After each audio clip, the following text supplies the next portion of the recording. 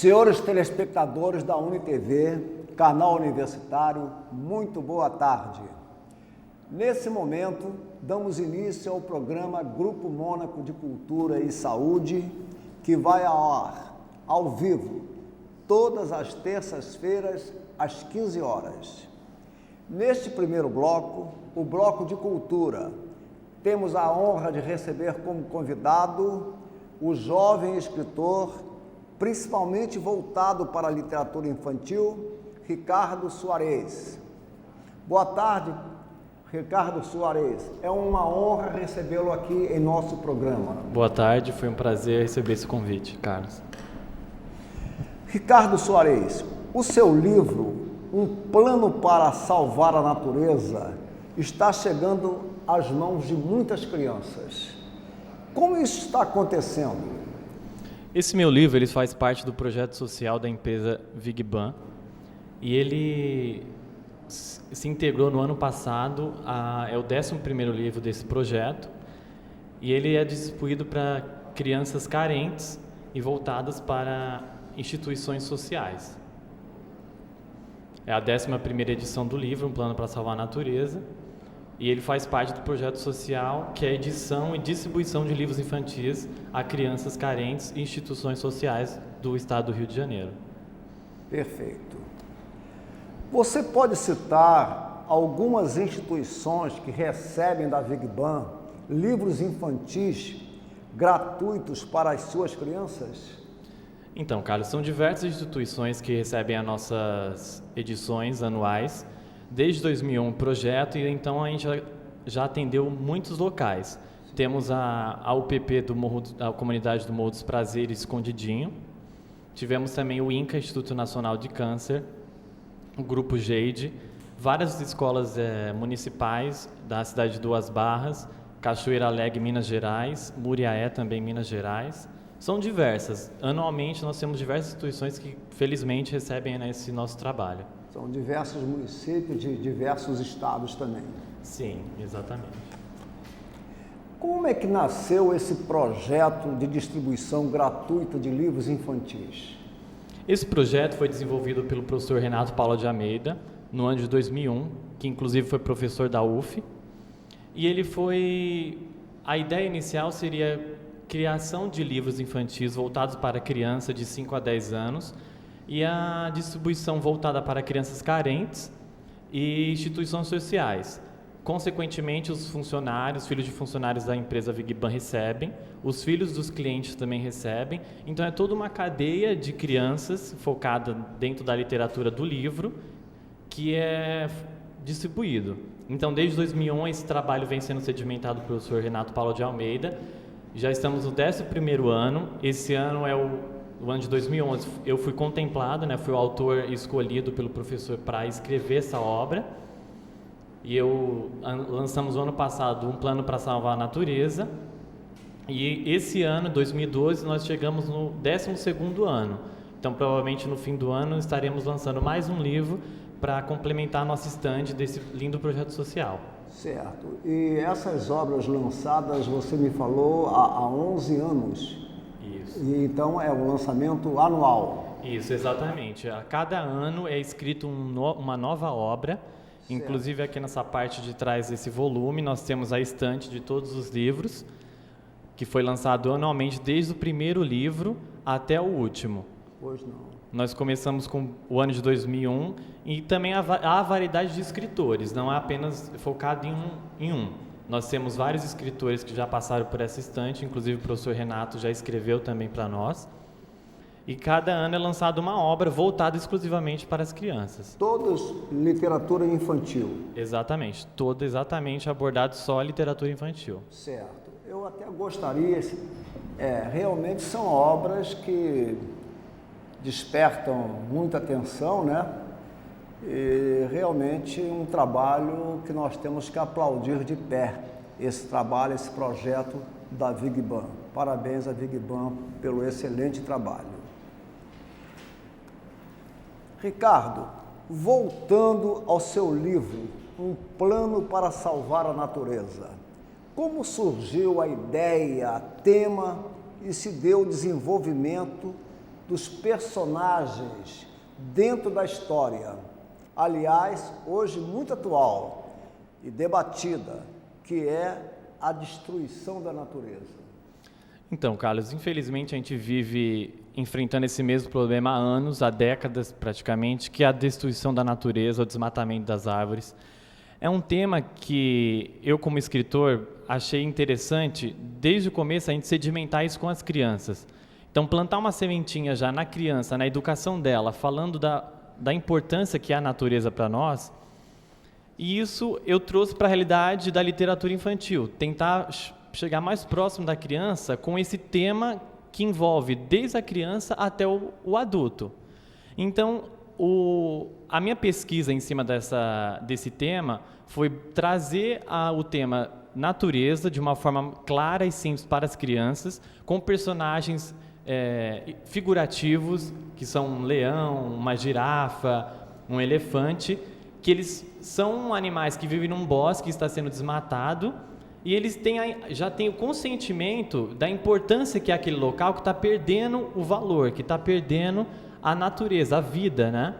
E eu trago isso em forma de um conto, né? Nessa forma, sensibilizando a criança, trazendo ela para dentro da natureza, da importância que é aqueles animais, que é aquele verde da árvore, que se ela não preservar, ele vai começar a ficar cinza. Né? Então, nas páginas do livro é ilustrado isso, que a natureza vai perdendo a cor e a criança consegue assimilar isso, que a natureza que de uma hora era verde, ela começa a ficar cinza, toda desmatada. E quem que causou isso? Infelizmente somos nós. Então os animais se juntam para, dessa forma, unidos, conseguirem combaterem esse desmatamento. Perfeito. Eu gostaria, Ricardo, que você nos mostrasse alguma das obras que foram lançadas nesse projeto para o nosso telespectador, né? Essa foi uma das primeiras obras lançadas pelo nosso projeto social, que é a Revolta das Escovas, onde retrata a importância de um garoto que ele tem medo de escovar os dentes. Então a gente, com esse tema, a gente mostra para a criança que a escova não é esse monstro, que há a importância dela escovar os dentes, a preocupação com a higiene bucal. Sim. Nós tivemos também o livro O Menino que Não Gostava de Tomar Banho, que foi o primeiro que fez a estreia do projeto em 2001, no ano de 2001. É o Menino que Não Gostava de Tomar Banho, onde relata a importância da criança, com essa também a importância da higiene pessoal, de tomar-se banho diariamente. E assim sucessivamente os livros foram ganhando novos temas. Tivemos também O Menino que Só Comia Batata Fritas, onde ele foca a importância de uma comida saudável e não apenas o fast food, né, digamos assim, a comida descartável, que a criança tanto gosta, mas que é prejudicial à saúde dela. Então aqui nesse livro aborda a importância de saladas, de frutas, e a criança ela vai se envolvendo com o livro por causa é ilustrativo. É totalmente educacional. Tivemos também o livro O Menino que Sonhava com as Palavras, onde é praticamente uma aula de português, só que modo literário, onde a criança vai lendo e vai aprendendo a dimensão das palavras, caracterizando uma criança que sonha com essas palavras e ela vai imaginando, sonhando, criando frases.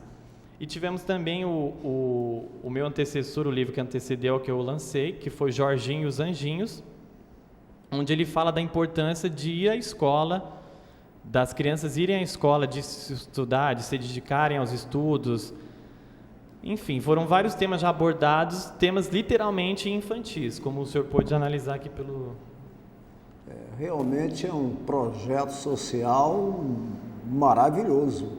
Eu parabenizo o Renato Paula de Almeida, que eu conheço de longos anos, é um dos grandes intelectuais nossos. Eu conheci quando lecionava português e literatura no Instituto Guelho Sack, e eu tenho assim uma admiração muito grande pelo professor Renato. Ricardo, quando você autografou na Comunidade dos Prazeres, escondidinho, no Rio de Janeiro, num trabalho com a UPP, desse morro, como foi a reação das crianças ante a preocupação com a natureza? E quantas crianças foram contempladas com o livro autografado? Então, Carlos, inclusive esse é um fato curioso, porque foi um dos maiores eventos que o livro do ano passado teve autógrafos. Foram cerca de 200 crianças realizadas numa festa dentro da comunidade, no Dia das Crianças. Foram cerca de 200 crianças de 5 a 10 anos, mais ou menos. O fato maior curioso, era que as crianças tinham sensibilidade da importância do livro. Elas já tinham dimensão que estaria ali um autor entregando uma obra importante para elas, que falava de um tema que elas involuntariamente estão com acesso, que é a natureza. Foi um evento que mobilizou grande parte da comunidade, que mobilizou grande parte da equipe da UPP, das duas comunidades. Foi um trabalho em conjunto muito importante para nós, para esse projeto social. E eu fiquei muito feliz, assim, as crianças muito alegres, muito receptivas. Eu expliquei da importância do livro, fiz uma recriação com elas, falando do tema, explicando a importância.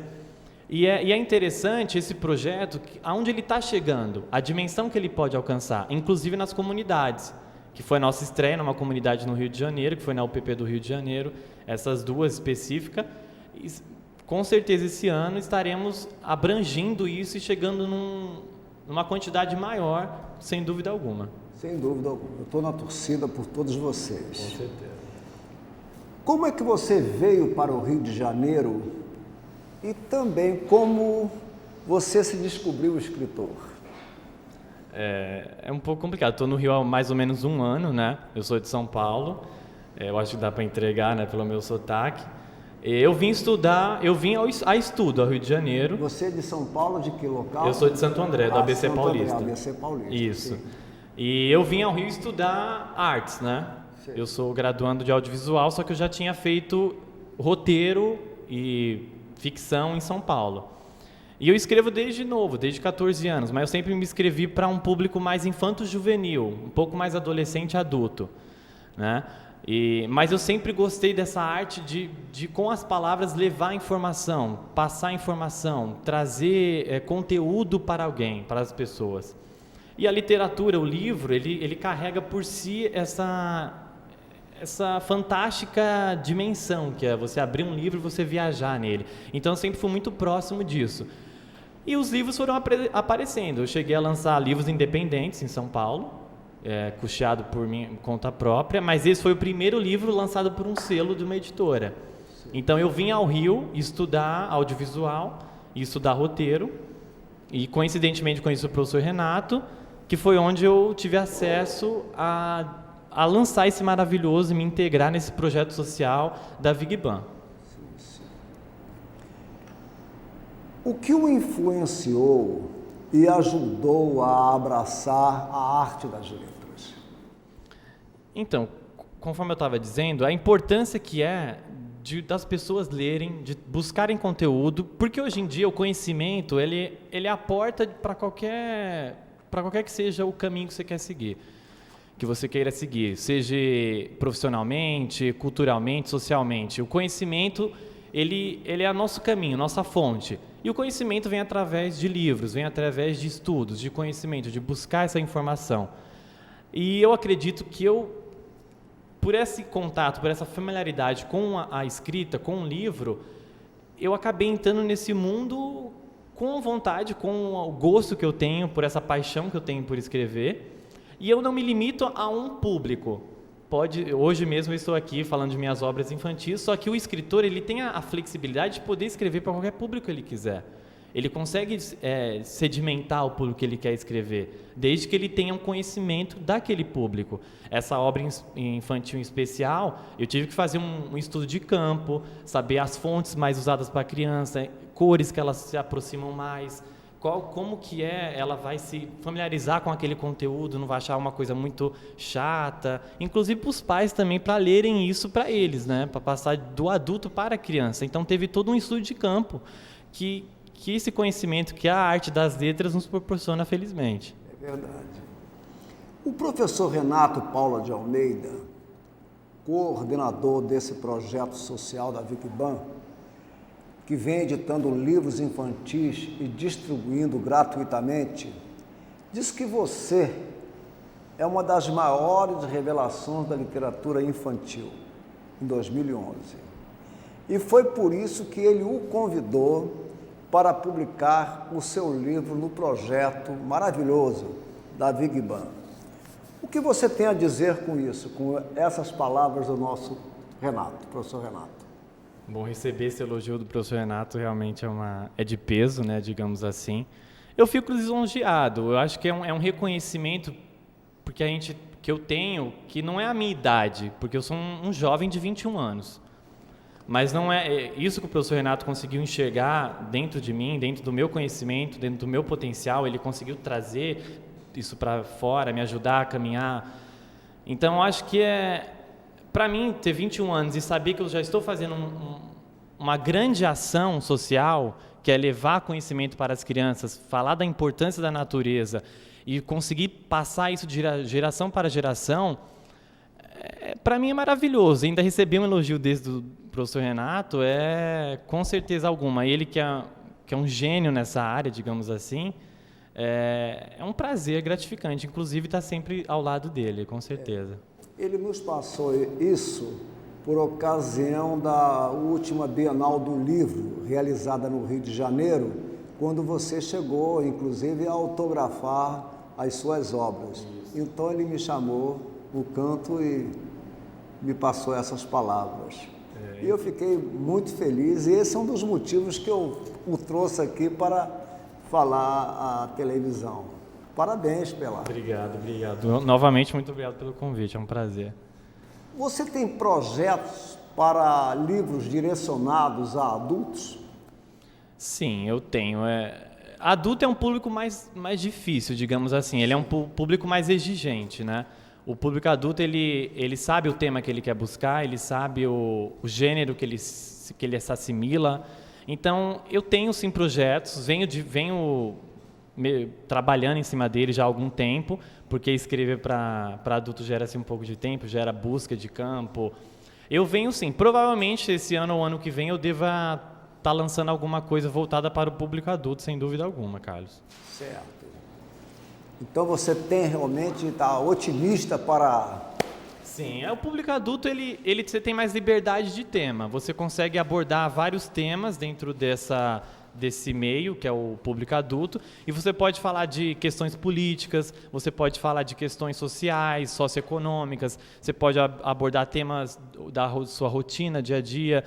Inclusive, o adulto você pode visar já uma coisa além do livro. Hoje em dia, o livro ele não está só limitado ao livro, né? Ainda mais com o advento do livro digital, que são os tablets que estão aí abocanhando cada vez mais devagar o seu espaço no mercado, né? Então, há de se pensar assim na importância que é o adulto, o público adulto, que ele é um público que ele busca sempre conhecimento, ele busca sempre se abastecer de novas atualidades, conhecimentos.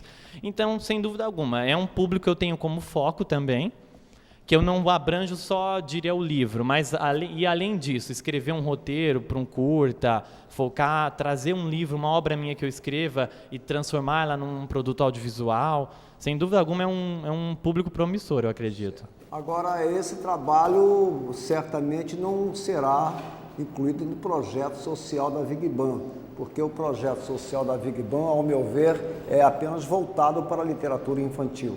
Isso, exatamente. O projeto Edição e Distribuição de Livros Infantis, ele é totalmente focado na literatura infantil. Sim. Foram 11 anos de projeto, estamos esse ano no 12º, é totalmente voltado, pesquisado para a literatura infantil. Certo.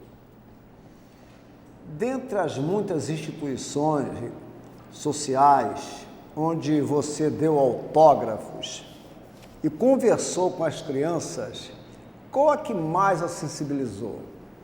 É difícil. Porque você participou de vários...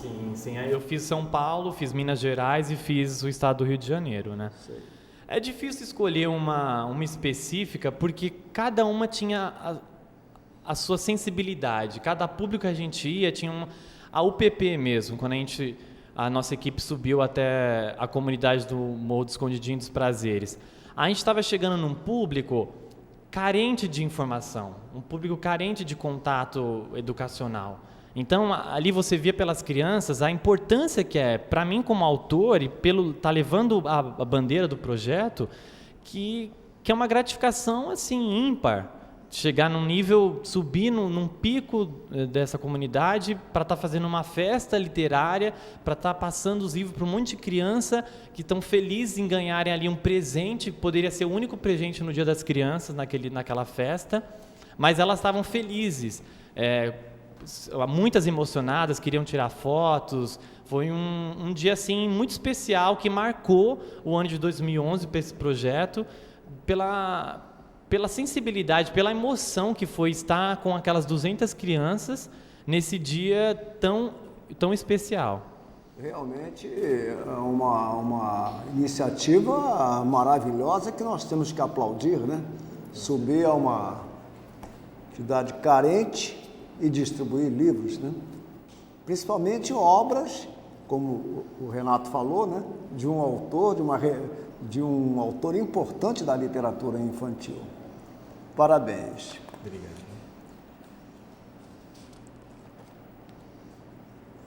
Eu gostaria, nesse momento, de você nos falasse nas considerações finais, porque foi um prazer, uma honra recebê-lo aqui em nosso programa. Eu queria agradecer, Carlos, o seu convite, agradecer estar aqui nesse canal de vocês, passando um pouco desse nosso projeto, de como que é esse nosso trabalho e de estar levando esse nosso conhecimento à frente, né? Quero agradecer ao professor Renato e agradecer a família Vigban, que me acolheu desde o ano passado, e estamos lá nesse lindo projeto tocando felizmente. Então você leve o nosso abraço para o professor Renato, né? Nossos aplausos a esse belíssimo projeto social da Vigban, e nós desejamos aqui muito sucesso a todos. Obrigado pela sua presença. Obrigado. Notícias. Amanhã, às 18 horas, teremos na Academia Fluminense de Letras uma sessão solene das entidades culturais, homenageando o nosso saudoso médico Carlos Tortelli Costa, que no dia 29, na quinta-feira, completaria 100 anos de existência. Ele recebeu várias homenagens, inclusive essa, que aqui está a foto, quando ele recebeu o título de intelectual do ano.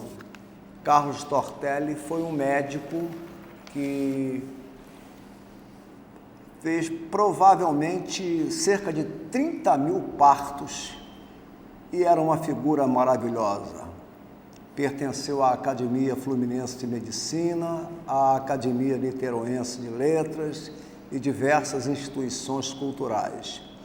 Deixou muitos amigos, era uma figura assim muito generosa, muito querida por todos.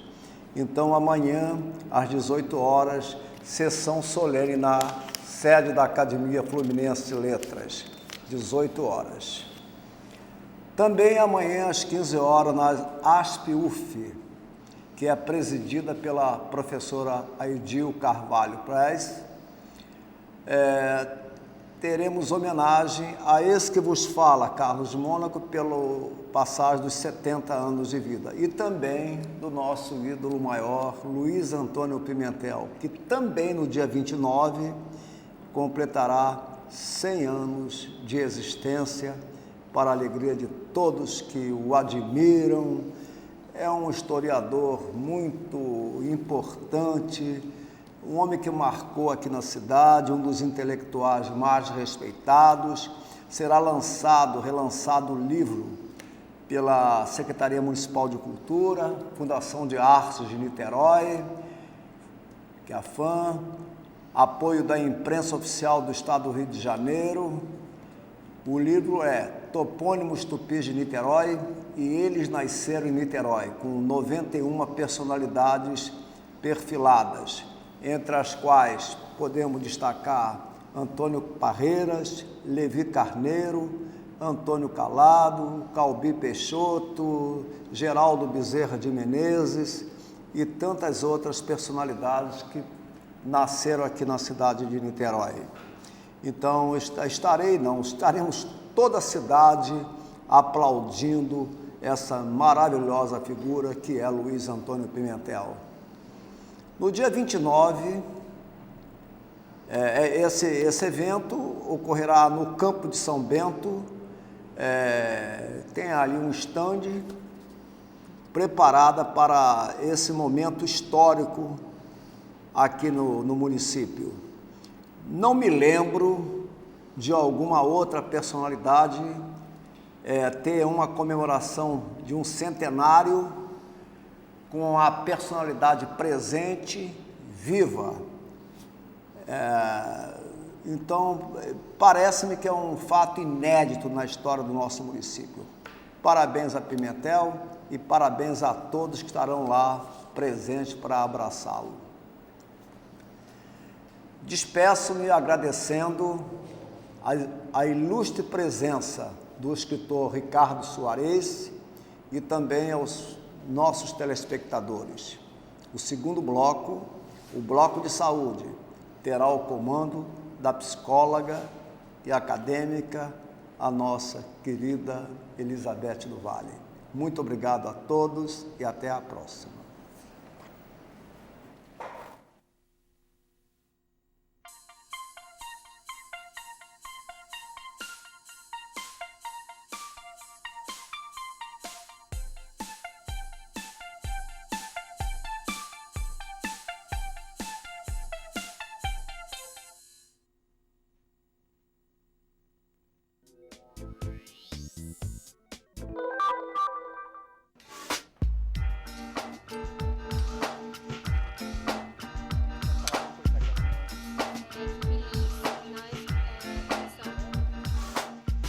O Laboratório de Imagem e Som da UF é um projeto de inovação na área de letras. O LIS é um centro de pesquisas de linguagens, literatura e mídias. Produz documentários, programas de áudio e de vídeo sobre linguagem e literatura. O laboratório conta atualmente com 12 alunos que são estagiários, alguns são bolsistas, né, da FAPERJ, do CNPq, PIBIC, da Prograde. Inclusive, o laboratório é um centro de estágio, então a gente recebe alunos de outros cursos também, além do curso de letras, né? Alunos como os de estudos de mídia, de cinema, costumam frequentar o laboratório e trabalhar aqui também. Além disso, o laboratório também tem uma interface com os laboratórios do IACS, do Instituto de Artes, né? Então, a gente tem um diálogo com o pessoal de cinema, com o pessoal de artes, com o pessoal da história, né? De maneira a criar uma rede de laboratórios que lidam com o audiovisual aqui na UF. Todos os alunos envolvidos fazem um pouco de tudo, assim. E é sempre buscando novas formas de interpretar, né, de interligar tanto a literatura quanto o cinema, a TV, as mídias em gerais. Eu já atuei no documentário, a gente se reveza, a hora a gente está na câmera, a hora editando, a hora atuando, a gente pode fazer um pouco de tudo. O LIS está localizado no Instituto de Letras, no campus do Gragoatá, Bloco B, sala 414. É a primeira vez que minha faculdade, que é na França, que se chama Universidade Lumière Lyon 2, na cidade de Lyon, é que na UF faz um intercâmbio. Adalberto me dá ajuda e também autonomia. Pode fazer o que quer e também ele me orienta em tudo o que pessoas me falam me interessa, porque é novo para mim. A gente tem um equipamento, graças ao apoio da FAPERJ e do CNPq, a gente tem um equipamento de captação de vídeo de alta definição, né, câmeras de alta definição, HD, a gente tem microfones, a gente tem um conjunto de luzes, um estúdio preparado para gravação de vídeo também. Ou seja, a gente tem condições de produzir até filmes de longa-metragem em formato digital. Alguns dos trabalhos estão disponíveis no site E eles têm tido um acesso enorme, sobretudo o nosso programa dos Lusíadas está sendo acessado atualmente até em Portugal, né? Está se transformando numa referência. Hoje mesmo a gente está gravando o canto 5º dos Lusíadas lá na Academia Brasileira de Letras, com a professora Cleonice Berardinelli, 2 dos nossos estagiários estão lá. Então, aos poucos, o laboratório vai cumprindo também uma função social importante, né? Não só para integrar os alunos de letras aqui de Niterói, da região do estado do Rio, para o trabalho do audiovisual, né? Mas também para divulgar, fazer uma divulgação científica do que a UF vem produzindo na área de letras e linguística.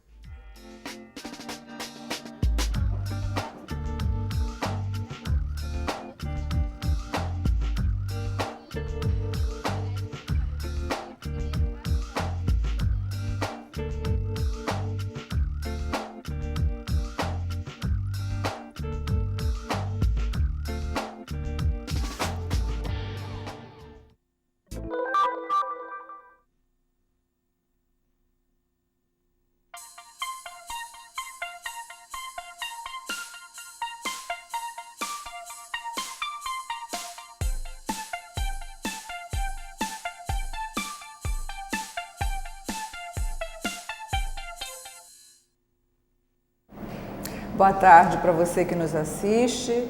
Estamos aqui com mais um Bem-Estar e Saúde e hoje trazendo uma pessoa que nasceu em Niterói, você nasceu em Niterói, Lúcia, hoje trazendo a Lúcia Romeu com muito prazer, é uma grande honra para mim te entrevistar, Lúcia. Muito obrigada, Elizabeth. A honra é minha de estar aqui, agradeço muito o seu convite. Você sabe que você é uma pessoa que eu admiro há muito tempo.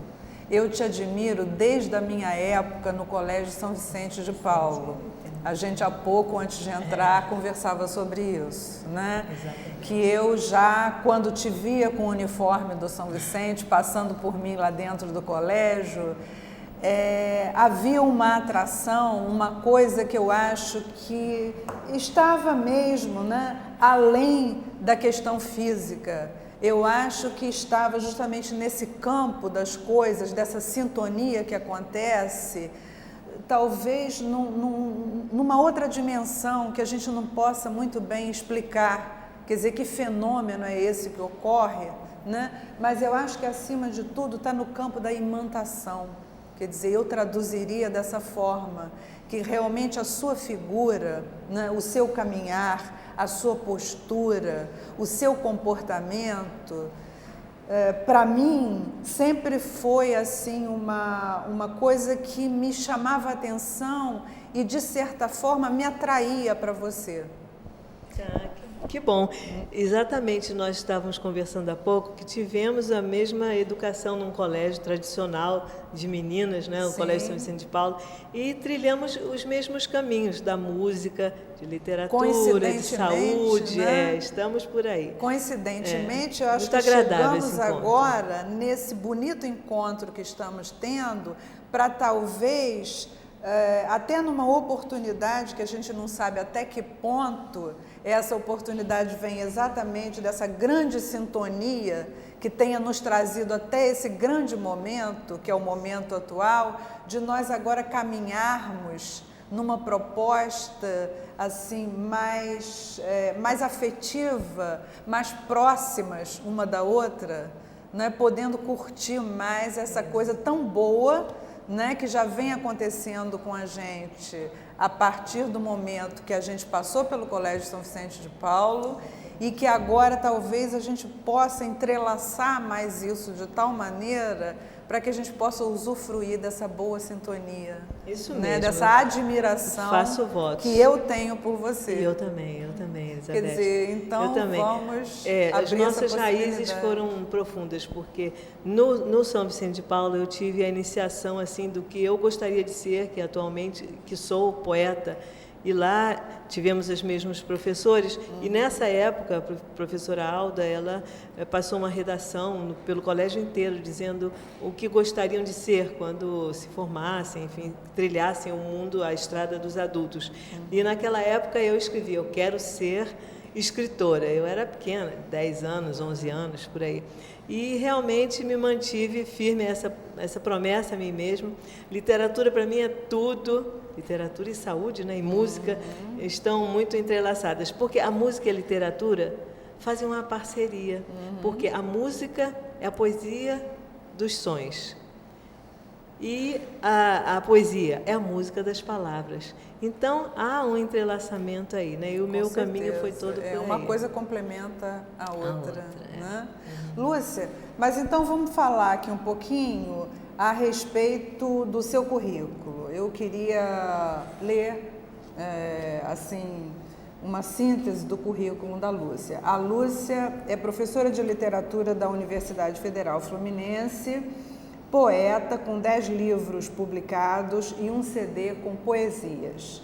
É membro da Academia Fluminense de Letras, é membro da Orquestra de Câmara de Niterói como segunda violinista. É escultora agraciada com medalha de bronze número 40 no 42º Salão de Belas Artes do Clube Naval do Rio de Janeiro. Muitas premiações, né? Então, muitas vivências. Olha, se você me permite dizer, há uma meta na minha vida que é aquela poesia do Carlos Drummond de Andrade, que ele diz assim: lutar com palavras parece sem fruto, não tem carne e sangue, entretanto luto. E a minha luta sempre foi pela beleza, pela delicadeza de expressão. Né? Então é essa luta que o poeta está engajado, o escritor está engajado em nos levar a fronteiras cada vez mais belas e fundas dentro do nosso espírito, né? Poder levar o ser humano a novas dimensões. Elevar um pouco dessa realidade rasteira, né? Violenta, que estamos como moeda de troca. Até porque a gente está vendo aí o crescimento, né? O envolvimento cada vez maior do submundo, né? E isso entristece muita gente e, de certa forma, enfraquece também. Então, né? temos que lutar até por uma cruzada da beleza, né? Da beleza, essa de lutar. Lúcia, mas com essas qualidades todas, com essas características todas do seu currículo, você morou em alguns países. Eu viajei bastante nessa vida. Eu morei um pouco no Japão, na Austrália, nos Estados Unidos, na Inglaterra. Nos Estados Unidos, através do intercâmbio estudantil, na Austrália, porque meu irmão era da Exxon, do Brasil, trabalhava em plataforma, então perto de Melbourne, numa cidadezinha chamada Sale. Sale, em inglês, quer dizer liquidação. Então, nós brincávamos, vamos visitar Sale antes que ele acabe. Né? Então, let's visit Sale before it is sold out. E no Japão morei com uma família também, na Inglaterra, estudando. Então, dessas minhas viagens todas, eu tirei conhecimentos, não é? Então eu aprofundava a minha sensibilidade e depois eu escrevia sobre isso.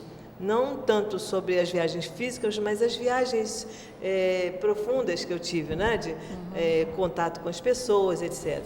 Então, eu tive realizações muito interessantes, engraçadas, tristes. Por exemplo, vou contar uma que se relaciona à saúde também. Na Austrália, apesar de ser um país limpíssimo, tem muitas moscas por causa da vegetação e dos ambientes muito extensos, aquelas cacatuas voando, uma vegetação primitiva. Então, há muitas moscas, mas não quer dizer que seja sujo.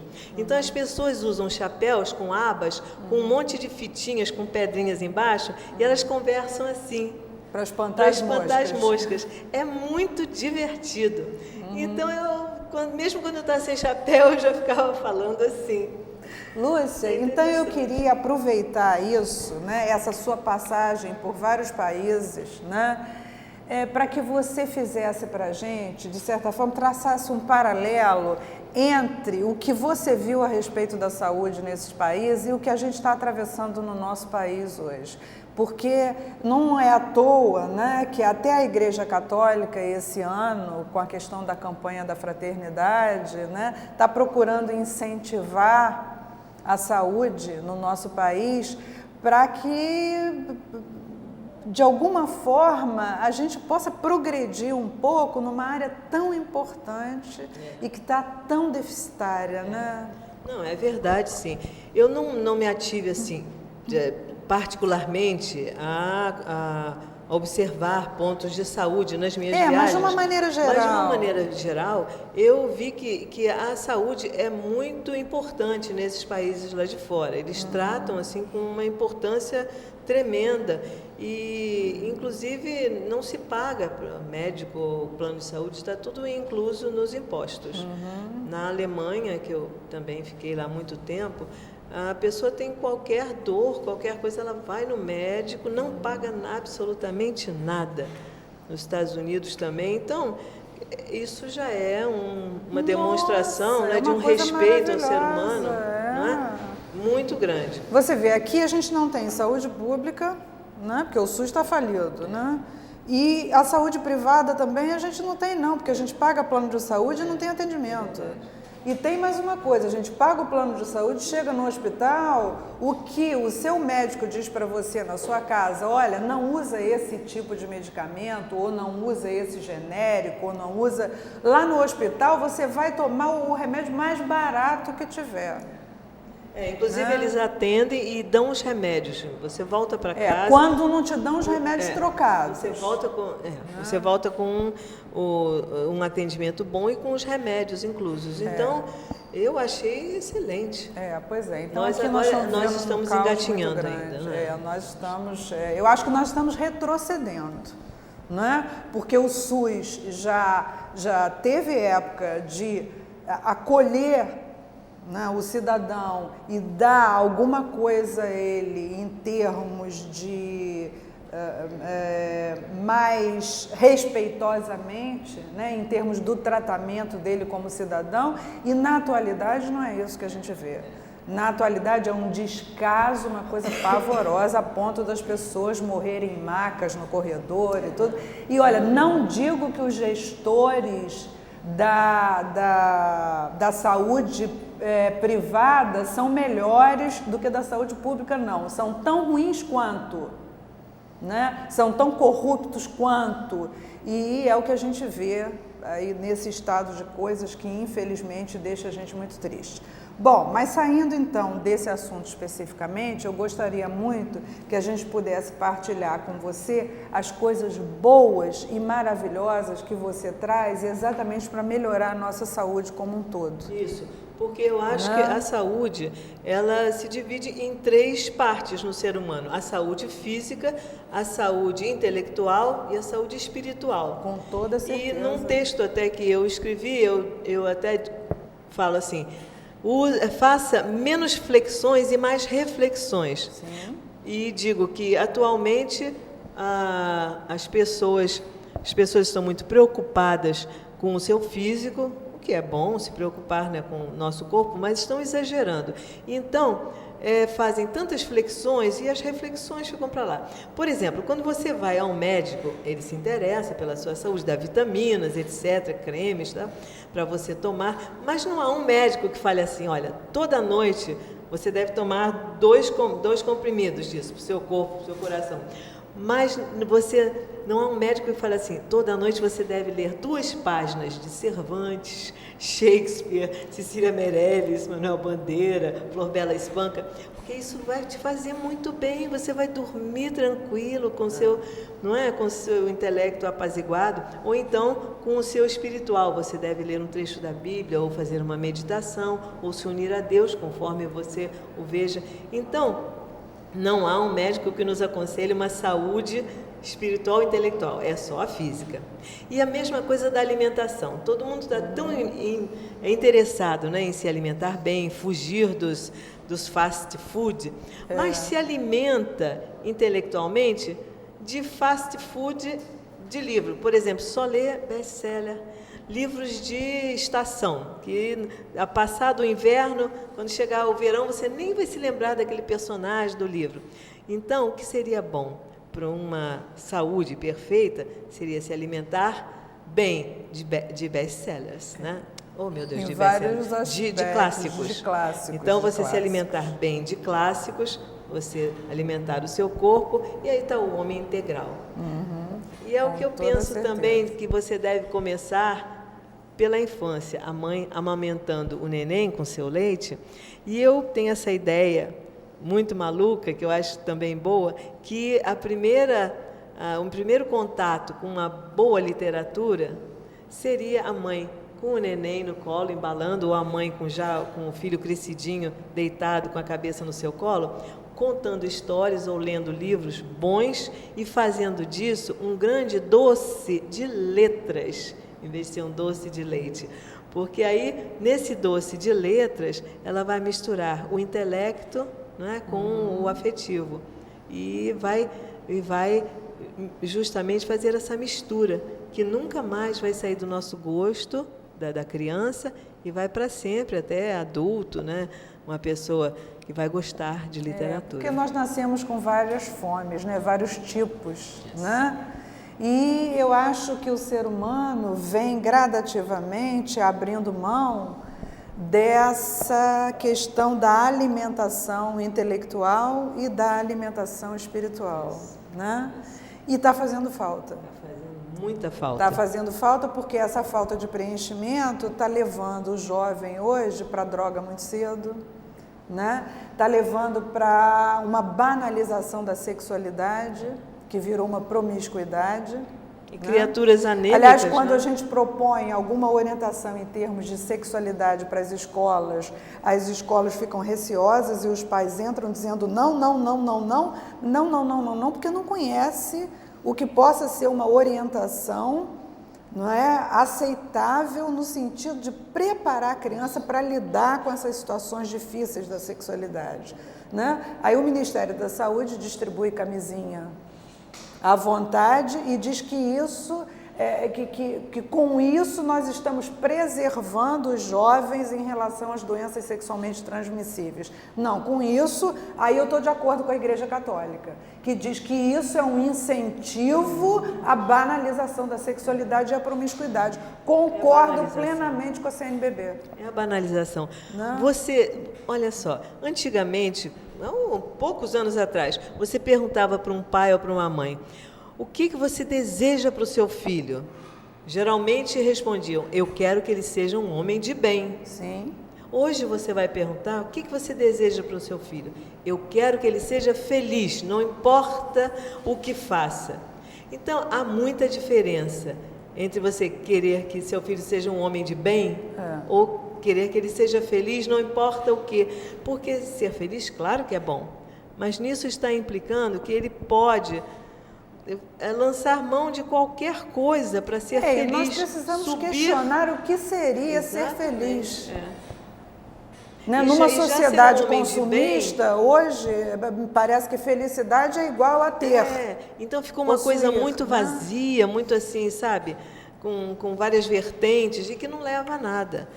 Lúcia, vamos falar então dos seus livros publicados, para que eu então...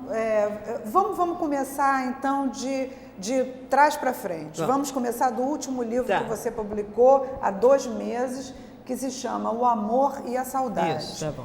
E aqui eu estava lendo na coluna do Roberto Santos, em que ele escreve aqui, tá hasteado, né? Ele diz assim: o amor e a saudade. O livro está dividido em 3 dimensões: poemas, crônicas e memórias. Todos os textos, no entanto, estão ligados pela arte de bem escrever, tornando inseparáveis poesia e prosa. A autora, com vários livros publicados, entre eles o Cutting Leaf, em edição bilíngue português e inglês, professora da UF, violinista, logo começa em: que tempo é esse a inquirir? Aí ele vai hastear outra vez, né? Como separar dessa chuva de palavras cotidianas as gotas essenciais que nos levarão à alma, Lúcia? Então, eu quero te perguntar isso. Isso, então, é uma poesia que eu tenho aqui. Que tempo é esse? Como separar dessa chuva de palavras cotidianas as gotas essenciais que nos lavarão a alma? Como peneirar dessas amplitudes de emoções sentimentos simples e calorosos que moldarão em nós a esperada calma? Quer dizer, como tirar de todas essas palavras banais as palavras essenciais que vão atingir, né, o seu coração? Porque hoje em dia fala-se demais e tem um conteúdo de menos. Chico Buarque fala assim: só há encontro na delicadeza. Naquela música, te encontro com certeza no tempo da delicadeza. Há pouco tempo eu li também O Saber Cuidar, do Leonardo Boff, e gostei muito, porque ele frisa muito a palavra ternura, que eu acho que é uma nomenclatura também um pouco esquecida, né? Está um pouco esquecida a questão da ternura. Hoje em dia é mais imediatismo, né? Vamos ver logo as coisas. E é preciso a delicadeza, a ternura, até chegarmos a um conhecimento. Né? Então eu falo disso, desse livro. Eu lancei 10 livros de poemas vamos até agora Esse seus meu livros. último aqui é onde eu... Esse é o Amor e a Saudade. Amor e Saudade. Eu faço uma homenagem aos meus 2 grandes amores da minha vida, meu pai e minha mãe, Luiz Barbosa Romeu, médico sanitarista, professor da UF, e Astrid Dani Barbosa Romeu, professora do Colégio Aurelino Leal, autora do Hino do Colégio, sabe, e do Jornal do Colégio. Então, eu tenho aqui poemas, crônicas e memórias, né? Falo da vida deles. Mas então, Lúcia, já que você fala nesse livro, né, nos seus pais, eu quero que você, de certa forma, diga para a gente uma coisa que tenha ficado muito em você a respeito de seu pai, né? Quer dizer, o que ele deixou marcado em você? O meu pai deixou marcado uma presença forte, um intelecto vibrante. Ele que me mostrou o caminho das letras, trocávamos assim considerações sobre os livros, eu lia e ele lia. Então ficou uma presença, assim, uma palavra forte, uma honradez, um compromisso.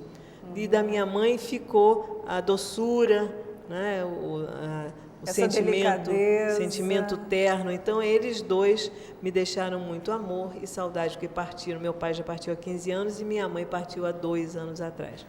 Então, me deixaram esse grande amor e saudade, que eu falo que são sentimentos poderosos, um legado deles, que, de certa forma, olha que produção maravilhosa. Exatamente. Né? E o amor e a saudade alugaram vaga temporária no meu rosto, no meu coração, que eu falo aqui. Eu aproveito aqui, a partir do momento que a Lúcia colocou essa relação bonita com os pais, para chamar a atenção dos filhos de hoje em respeito aos seus pais já idosos.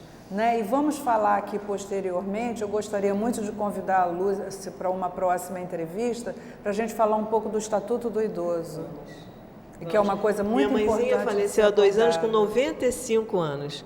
E lúcida, alegre, e falava poemas. Participativa. Porque sempre teve muito carinho em casa. O carinho é muito importante. O carinho teve a afetoterapia. Isso. Que é melhor do que qualquer remédio. É o melhor tratamento que alguém possa ter. Exatamente. Você vê um velhinho falando, ai, ai, ai, você chega perto, cerca ele de beijos, abraços, a afetoterapia, com certeza. Ele não sente mais dor nenhuma. Exatamente. Não é? E é isso que nós precisamos começar a ter hoje nas UTIs.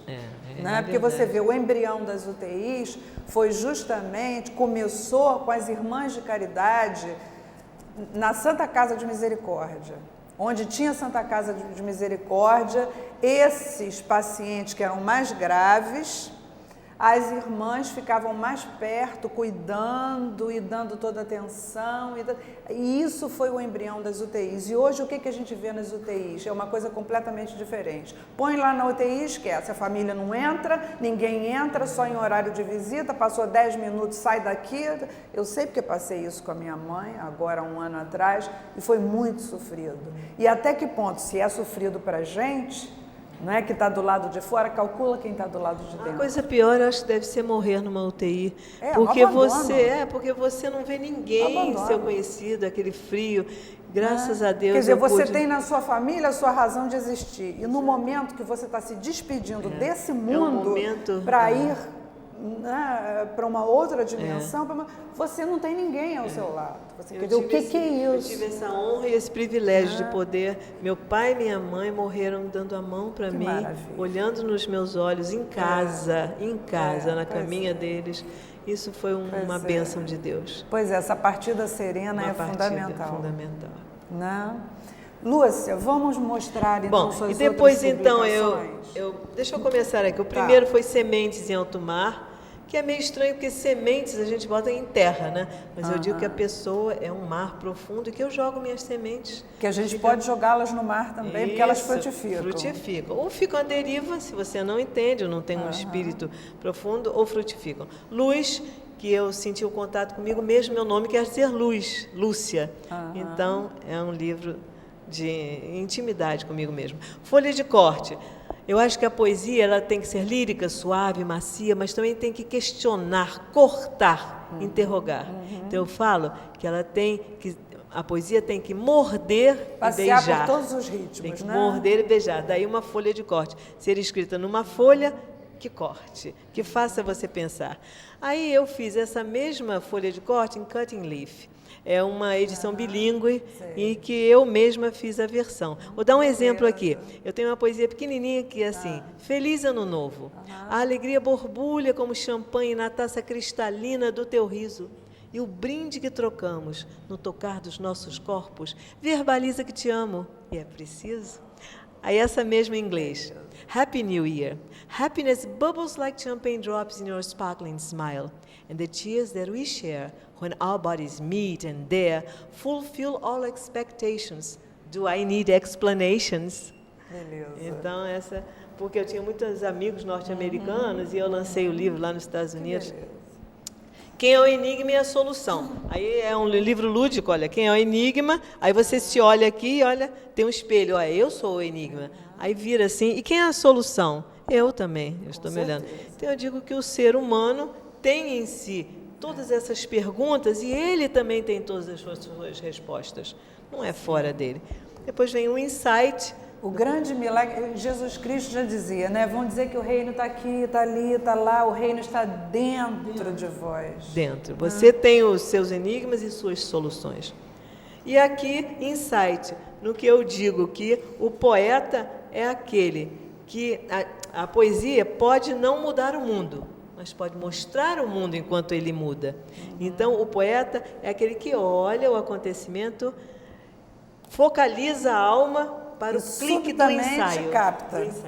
É o clique do insight que dá o poema. Porque o insight é justamente a compreensão súbita, né? É aquilo que é o estalo. Aqui, uma carta para você, no qual eu digo que o corpo e o espírito fazem um intercâmbio de suas vivências através de cartas. E pergunto no final, tem uma aqui. Elizabeth, mostra aqui. No final tem um envelopinho que o leitor tira e fala assim, e tem uma pergunta: de quem você se acha mais distante? Do seu corpo o meu espírito. Ou do seu espírito? Aí Força você então indomável que se aquieta nesse pequeno espaço de matéria chamado corpo. Lúcia, nosso câmera está finalizando ali, dizendo para gente que o tempo é... Não, 1 minuto. 1 minuto. Então, de qual você se acha mais afastado, você escreve para ele. O dom, que é o dom da poesia, e o caminho das pedras, palavras generosas e leais que mostram o caminho das pedras. E esse, finalmente, o amor e a saudade. E tenho também um CD no qual eu falo as minhas poesias. E quero dizer, então, que... Onde a gente encontra seus livros? Eu canto porque o instante existe e minha vida está completa. Cecília Meirelles. Não sou alegre nem sou triste, sou poeta. Meus livros podem ser encontrados na Gutenberg. E eu tive um imenso prazer de estar aqui com você, de falar das minhas coisas. A recíproca é verdadeiríssima. E olha, eu te convidaria já nesse momento para participar de mais alguns programas e nós conversarmos e abordarmos ainda muita coisa. Convite aceito. Tá bom? Obrigada por todos estarem aqui. Para você que nos assiste, até o próximo programa.